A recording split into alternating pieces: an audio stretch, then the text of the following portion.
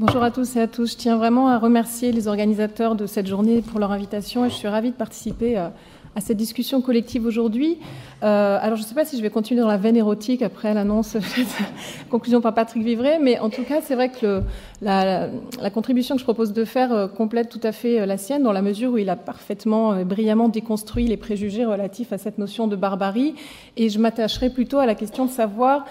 quels sont les préjugés relatifs à cette idée que l'humanisme pourrait être une valeur à partager, sachant que j'y crois, mais que ça suppose une réflexion un peu plus détaillée. Alors, comme vous tous, bien sûr, je ne peux pas faire autrement que d'aborder cette question qui m'est posée, l'humanisme est-il une valeur à partager entre différentes cultures, sans tenir compte du contexte particulièrement troublé, des turbulences que nous traversons, comme ça a été joliment rappelé, à l'heure actuelle, suite aux attentats de janvier et de novembre. Bien évidemment, on ne se poserait pas la question de la valeur de l'humanisme avec une telle urgence si cette manière de voir l'homme n'avait pas été profondément ébranlée par une idéologie qui prétend lui faire concurrence. On ne se demanderait pas combien il convient de défendre cette tradition de pensée, celle qui accorde une place éminente à l'homme dans le monde, si cette tradition n'avait pas été contestée par ceux qui, au contraire, prônent le retour à un ordre religieux et la soumission des êtres humains à leur créateur. En effet, ce qui est effrayant dans le terrorisme djihadiste auquel on assiste aujourd'hui, ce n'est pas seulement qu'il emploie le langage de la force brute et aveugle pour atteindre ses objectifs politiques, mais c'est aussi qu'il semble s'appuyer sur la conviction morale, notamment de jeunes Français radicalisés, qui ont manifestement trouvé dans ce credo djihadiste quelque chose de plus attractif, de plus séduisant que les valeurs humanistes. Alors même si l'on a de bonnes raisons de douter de la profondeur spirituelle de leur motivation, ces adeptes du djihadisme se rassemblent malgré tout derrière une bannière religieuse qui prend les valeurs de l'humanisme occidental pour cible. Et ce qui nous place justement dans cette posture défensive qui a été rappelée à travers l'analyse de la question du rempart, puisque cela oblige ceux qui croient en l'humanisme à défendre leurs convictions d'une certaine manière, comme s'il s'agissait d'une foi parmi d'autres. Deuxièmement, le contexte actuel permet aussi de comprendre pourquoi nous nous posons cette question sur la valeur de l'humanisme dans les termes de la diversité culturelle. En effet, quand on cherche aujourd'hui à défendre la valeur de l'humanisme, on subit les effets d'une grille de lecture qu'on peut qualifier de culturalisée et qui domine l'interprétation des mouvements actuels réactionnaires et anti-humanistes. On l'a vu dans les analyses des attentats de janvier et de novembre, lorsque certains ont soutenu que c'était la culture politique française ou le mode de vie français qui aurait été la véritable cible des terroristes. On a donc assisté à un discours où l'humanisme est devenu l'objet de valeurs qui, alors qu'elles semblent être universelles, ont été en quelque sorte revendiquées comme nôtres, comme typiques d'une certaine culture nationale. Ça a été le cas en janvier à travers l'analyse de la liberté d'expression, puisqu'on sait bien que ce principe est reconnu dans toutes les grandes démocraties, mais il a été défendu à travers l'héritage explicite des Lumières françaises, et on a vu comment l'ironie et l'irrévérence de Voltaire étaient venues consacrer culturellement le droit au blasphème. C'est encore le cas plus récemment avec les attentats de novembre,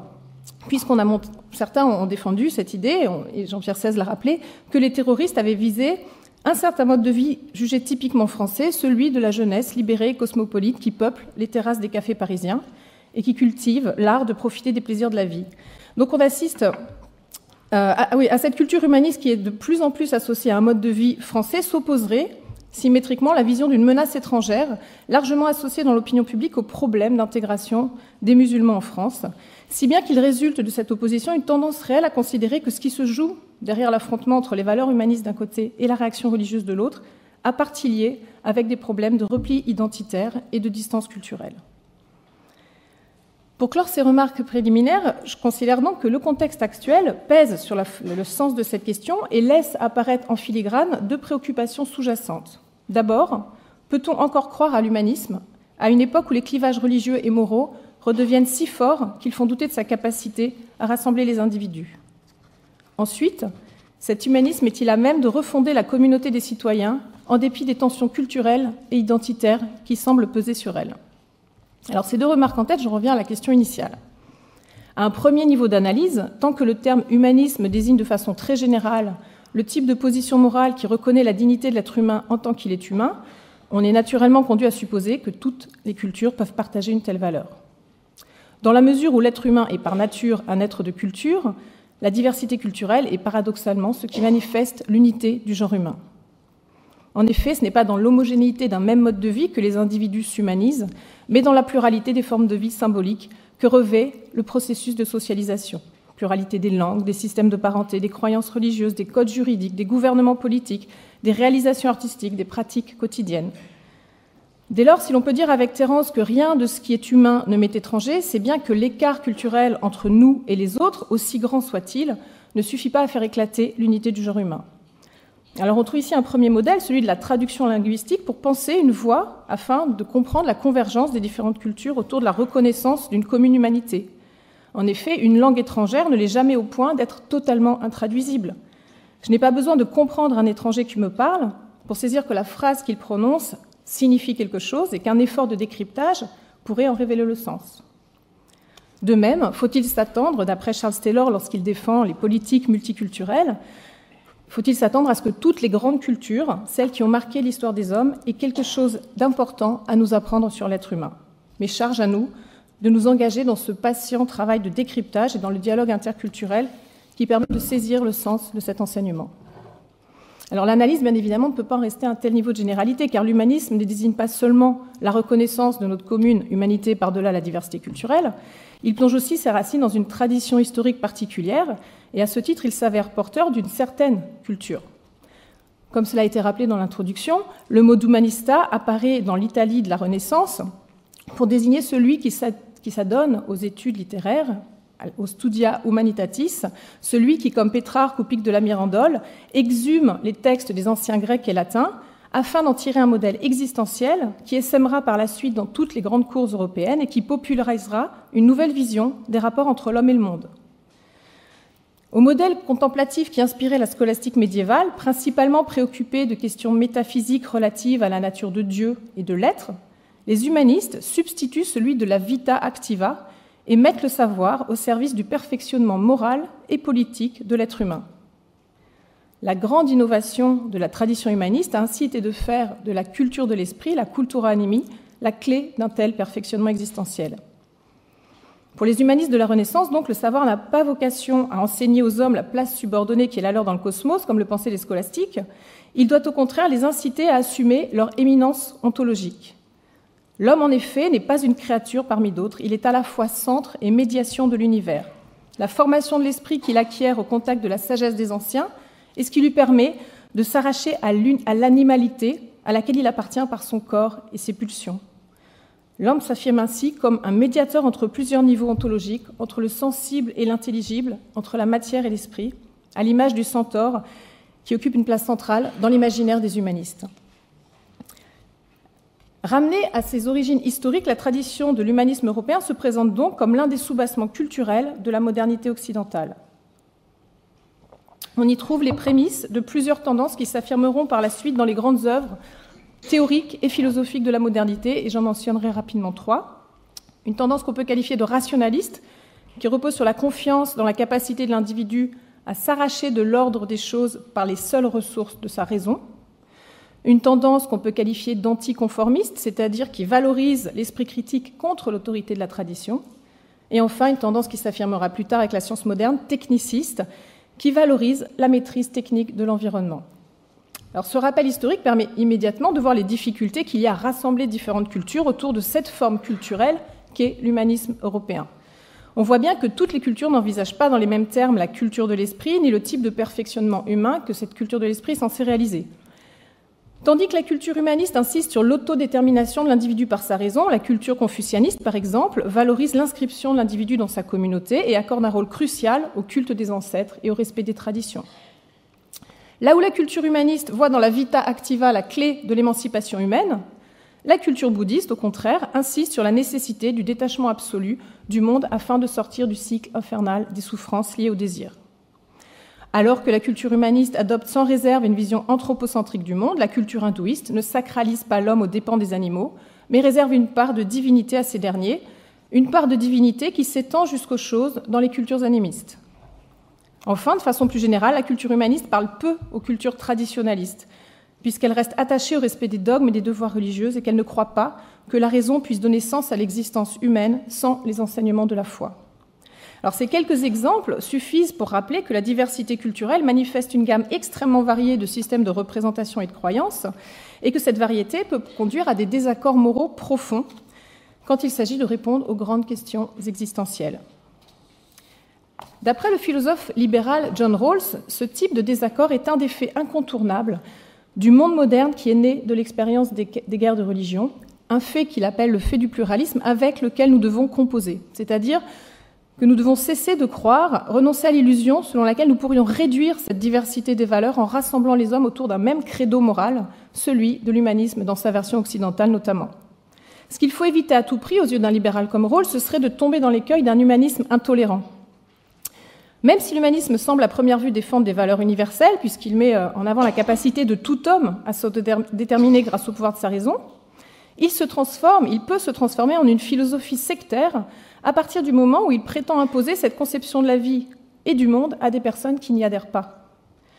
Pour Rawls, c'est la tolérance qui s'impose face à ce type de désaccord moral, et cette tolérance ne doit pas nous amener à en conclure que l'on tombe dans un relativisme moral.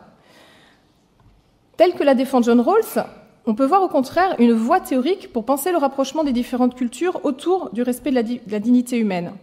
Et dans cette perspective, plutôt que d'envisager l'humanisme comme une valeur morale substantielle qui repose sur une certaine métaphysique et qui engage un idéal particulier de la perfection individuelle, la tolérance inviterait à revisiter l'humanisme comme un principe politique qui resterait agnostique quant à la signification ultime de l'existence humaine.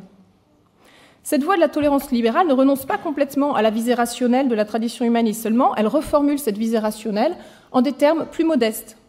La tolérance exige des citoyens aux croyances diverses qu'ils soient raisonnables, c'est-à-dire qu'ils acceptent de justifier les termes de leur vie commune à partir de raisons suffisamment neutres moralement pour être acceptables de tous. Mais ces raisons que Rawls qualifie de politiques restent relativement indépendantes des raisons morales qui guident leur existence. Les Amish, pour reprendre son exemple, admettent ainsi la liberté de conscience comme un principe politique, puisque c'est le seul qui permette à des personnes aux croyances diverses de cohabiter ensemble, mais ils n'en font pas une valeur morale intrinsèque, puisqu'ils considèrent au contraire qu'il est extrêmement condamnable pour un membre de leur communauté de renoncer à sa foi. Donc dans cette perspective de la tolérance libérale, la raison ne représenterait plus la faculté qui permet à l'homme de réaliser un certain type de perfection morale, elle serait seulement ce qui permet aux individus de se retrouver autour de principes communs, en dépit de leurs désaccords moraux profonds. Alors que faut-il penser de cette voie politique qui se présente comme un antidote au danger d'un humanisme intolérant et sectaire ? Une première difficulté vient du fait que le consensus politique auquel pense Rawls n'offre pas un véritable modèle de partage. Il repose au contraire sur l'idée que les citoyens doivent mettre entre parenthèses leurs convictions religieuses, morales et philosophiques lorsqu'ils s'adressent à leurs concitoyens. Non qu'ils doivent y renoncer personnellement, mais simplement parce que ce type de raison, publiquement, n'est pas acceptable par tous. À ce titre, on voit bien que la tolérance dessine plus le modèle d'une cohabitation interculturelle que celui d'un véritable dialogue interculturel. Ensuite, la tolérance induit une vision biaisée des groupes culturels, puisqu'elle semble présupposer qu'il existe de facto des cultures libérales d'un côté, à savoir celles qui sont héritières de l'humanisme occidental, et des cultures traditionnelles de l'autre, celles qui seraient étrangères à cette culture, et que la seule question pertinente à se poser serait celle du consensus qu'il est possible d'établir entre elles. Or, un tel présupposé pose évidemment problème, car il induit une vision essentialisée des groupes culturels. Pourquoi supposer en effet que certains groupes culturels seraient en tant que tels spontanément attachés à la liberté individuelle et aux vertus émancipatrices de la raison, quand d'autres seraient naturellement traditionnalistes et conservateurs ? Pourquoi figer ainsi les cultures comme si chacune d'elles constituait une vision du monde unifiée et homogène ? D'abord, il est évident que chaque culture est traversée par une diversité de courants d'interprétation et d'évaluation des croyances dont elles sont porteuses. C'est très clair dans le cas des cultures religieuses que j'ai citées comme exemple de pluralisme des valeurs, puisqu'on trouve au sein de chacune d'elles des courants fondamentalistes et rigoristes qui s'opposent à d'autres courants libéraux et modernistes. Ensuite, les exemples que j'ai donnés ne doivent pas occulter le fait que la diversité culturelle excède évidemment largement le champ de la diversité religieuse. Pensons aux cultures nationales, aux modes de vie qui sont inspirés par certains courants artistiques, la culture rock, la culture rap, ou qui sont associés à certains groupes minoritaires, la culture gay, ou à certains groupes sociaux, la culture jeune. La variété de ces exemples suggère que même lorsqu'on s'intéresse aux cultures qui sont étroitement corrélées aux religions, la culture possède toujours plusieurs dimensions. D'abord, une dimension cognitive, qui se rapporte au dogme, où la religion désigne un certain discours de vérité sur le monde. Une dimension plus subjective, celle de la foi, où la religion renvoie à une certaine manière pour l'individu de se rapporter à la divinité. Et enfin, une dimension pratique, où la religion se rapporte aux rites, aux cultes, autour desquels une communauté humaine se constitue et dans lesquels elle se reconnaît. Dans cette dernière dimension, qui se manifeste surtout au travers d'un mode de vie, de pratiques collectives, ce ne sont pas tant les convictions métaphysiques et morales des individus qui comptent que leur sentiment d'appartenance et leur rapport d'identification à ses membres. Adopter une vision plus large et diversifiée des faits culturels conduit ainsi à cesser d'envisager les cultures comme des entités indépendantes, préétablies, pour les analyser plutôt dans leur rapport dynamique. Un groupe culturel n'existe pas en tant que tel, mais il se constitue dans sa relation à un ou plusieurs autres groupes sociaux. C'est dans la confrontation avec la différence des modes de vie, des pratiques d'autres groupes qu'il prend conscience de lui-même en tant que groupe. Il arrive aussi que le groupe soit parfois le produit d'une assignation qui lui est extérieure, comme on l'a pu observer dans le cas des Juifs assimilés de l'Allemagne des années 30, puisque c'est l'antisémitisme ambiant qui les a conduits à prendre conscience qu'ils étaient identifiés comme juifs. Par ailleurs, un individu, bien sûr, n'appartient jamais à un seul groupe, mais partage des affinités culturelles avec différents types de groupes. Or, cette perspective sur les groupes culturels, qui les envisage dans leur dimension interactive, dynamique et plurielle, invite à changer de regard sur l'idéal humaniste. On peut alors envisager autrement le problème que soulève le fait de l'ériger en valeur commune. Il ne s'agit plus ici de reprocher à l'humanisme d'imposer une vérité morale à laquelle des personnes issues de cultures différentes n'adhéreraient pas, celle de l'émancipation individuelle par la raison notamment, mais plutôt de devenir attentif à la façon dont cet idéal lui-même a pu contribuer à bâtir des frontières entre les groupes humains et à construire les différences culturelles. En effet, l'idéal humaniste, bien qu'attaché à une vision universelle de la dignité humaine, est né, comme je l'ai rappelé, sous une forme particulière, celui du contexte de la Renaissance italienne. Il a ainsi contribué à faire d'une forme de vie particulière une norme culturelle à l'aune duquel les Européens sont venus par la suite à comparer, évaluer et hiérarchiser les groupes humains qui leur semblaient tout simplement différents d'eux parce que leur apparence n'était pas la même, leur langue différait, leurs pratiques les surprenaient. L'idéal humaniste a donc été assis à l'origine d'un processus de normalisation au cours duquel certains groupes sociaux se sont érigés en modèles de civilisation et ont pu interpréter comme signe de déviance et d'infériorité toute différence par rapport à cette norme. Ce processus de normalisation des groupes humains s'est confirmé quand la raison humaniste a pris les traits plus rigoureux et mathématiques de la science moderne, et quand cette science moderne a fait des hommes son objet d'étude, comme l'ont montré les travaux de Michel Foucault. Au XIXe siècle, on observe ainsi en Europe, avec l'apparition de la science médicale, de la phrénologie, de la physiognomonie, de l'histoire naturelle, de l'ethnographie, l'émergence de classification et de hiérarchisation du genre humain, par lesquels les hommes blancs européens, qui détenaient alors le monopole du savoir, ont pu abaisser des peuples entiers au rang de race inférieure. On retrouve alors à l'œuvre, dans le racisme scientifique qui se développe, la dualité originelle établie par les humanistes italiens entre la part corporelle et la part rationnelle de l'être humain. Dans le discours moderne des sciences humaines, cette dualité vient consacrer l'opposition entre occidentaux et orientaux, entre blancs et noirs, entre hommes civilisés et hommes sauvages, les seconds étant jugés encore ancrés dans la nature, proches de l'animal, toujours asservis par leurs pulsions. On voit donc qu'historiquement, l'idéal humaniste a pu être à l'origine d'un processus d'impérialisme culturel dans lequel un groupe social a universalisé son expérience et l'a institutionnalisé comme norme. Alors, il devient difficile, face à cette situation, de rassembler les différentes cultures autour de la valeur de l'humanisme. Mais cette difficulté ne tient plus à présent à un éventuel désaccord moral entre visions du monde opposées. La difficulté tient à présent au processus d'invisibilisation que subissent les groupes culturels ainsi assignés à leurs différences. Alors on pourrait croire qu'aujourd'hui les dérives de cette raison moderne appartiennent au passé, puisque les pseudosciences raciales ont été infirmées par les découvertes de la génétique. Pourtant, les normes qui ont justifié explicitement, fut un temps, la supériorité morale des personnes qui détenaient le savoir, semblent toujours avoir des effets profonds sur la structuration des groupes sociaux. Les groupes victimes de racisme, mais on peut étendre la question au sexisme, au jeunisme, à l'hétérosexisme, continuent de subir des formes d'impérialisme culturel dans la mesure où la culture dominante tend toujours à les enfermer dans leur corps, généralement un corps jugé pathologique, abject, qui suscite la méfiance. Tandis que cette culture laisse aux dominants l'illusion de croire qu'ils incarnent un sujet normal, capable de raison et de jugement critique. Pour ces groupes dominés, faire l'expérience de l'impérialisme culturel, comme l'a souligné la philosophe Iris Marion Young, repose sur cette expérience très paradoxale qui consiste à la fois à être invisible et hypervisible. Invisible parce que leur expérience propre et leur forme de vie particulière ne sont pas prises en compte par la culture dominante, mais hypervisible parce que le dominant marque le dominé d'un stigmate, lui impose une identité stéréotypée et dégradée dans laquelle il ne se reconnaît pas. Faut-il en déduire que l'humanisme est intrinsèquement impérialiste et qu'à ce titre, il est condamné à monter les groupes culturels les uns contre les autres au lieu de les rassembler autour d'une valeur commune? Ce serait évidemment une conclusion trop rapide, puisque l'on voit bien que la critique de l'impérialisme culturel a elle-même besoin d'un certain idéal humain pour faire sens. L'impérialisme culturel est condamnable précisément parce qu'il opprime certains groupes et qu'il empêche leurs membres de s'épanouir en tant qu'humains. Dès lors, loin d'être obsolète, l'idéal humaniste garde un sens, à condition toutefois de s'arrimer fortement à une conscience critique, une conscience capable de déconstruire les processus sociaux qui stigmatisent certains groupes culturels et qui les réduisent au silence en les marginalisant. Or, une telle conscience critique ne peut pas exister, comme le pensaient les premiers humanistes, sans raison ni faculté de juger, même si la raison dont l'humanisme critique a dorénavant besoin ne peut plus se contenter des formes qu'elle a prises à l'origine, mais doit compter avec l'évolution des sciences et du savoir. C'est donc, me semble-t-il, sur la voie de cet humanisme critique qu'il faut s'engager résolument si l'on veut répondre correctement aux deux sous-questions que j'ai posées pour commencer. Je les rappelle. D'abord, peut-on croire à l'humanisme à une époque où les clivages religieux et moraux semblent redevenir si forts qu'ils font douter de sa capacité à rassembler les individus? Et seconde question, cet humanisme est-il à même de refonder la communauté de citoyens en dépit des tensions culturelles et identitaires? Face à ces interrogations, l'humanisme critique invite à ne pas réduire l'idéal humaniste à un type de croyance parmi d'autres, mais à rappeler au contraire sa capacité à transcender les clivages moraux.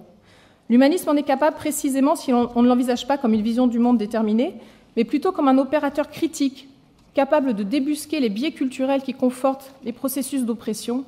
et capable, en déconstruisant l'illusion de la culture majoritaire à incarner l'universel, de réhabiliter dans leur dignité les formes culturellement diverses de notre humanité.